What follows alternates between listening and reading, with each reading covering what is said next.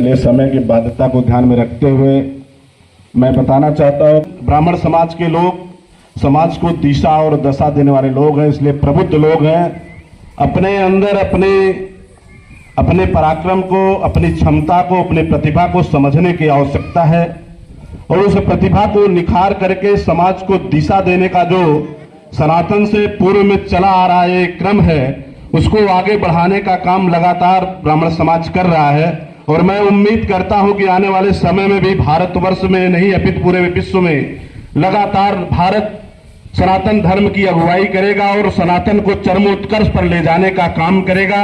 निश्चित रूप से यह भगवान परशुराम जी का जो आवेशा अवतार हुआ था भगवान विष्णु के रूप में, वह हमारे लिए बहुत ही प्रेरणादायी है।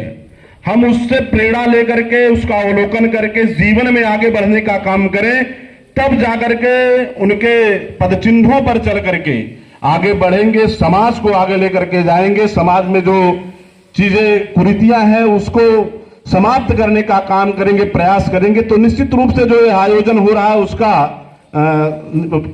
फल फलीभूत होगा।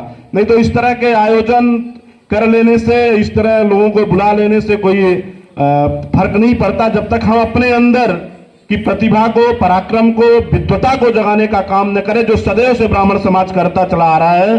और यहाँ पर बहुत ही बुद्धिमान लोग, बहुत ही विद्वान लोग बैठे हुए हैं। मैं सबसे आग्रह करूंगा कि समाज की जो विसंगति है अपने समाज में फैली हुई उसको दूर करने का प्रयास करें। और निश्चित रूप से अब हमेशा से ही ब्राह्मण समाज अग्रणी रहा है, आज भी आप देखते होंगे ब्राह्मण समाज अग्रणी रहा है।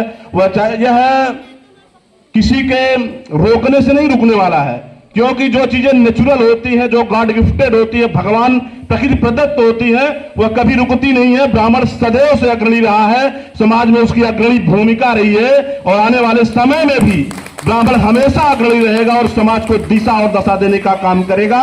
मैं आप सभी लोगों को यहाँ पर उपस्थित मंचस्थ लोगों को प्रणाम करते हुए, यहाँ पर उपस्थित सामान्य नागरिकों को प्रणाम करते हुए अपनी बात को समाप्त करता हूँ। धन्यवाद।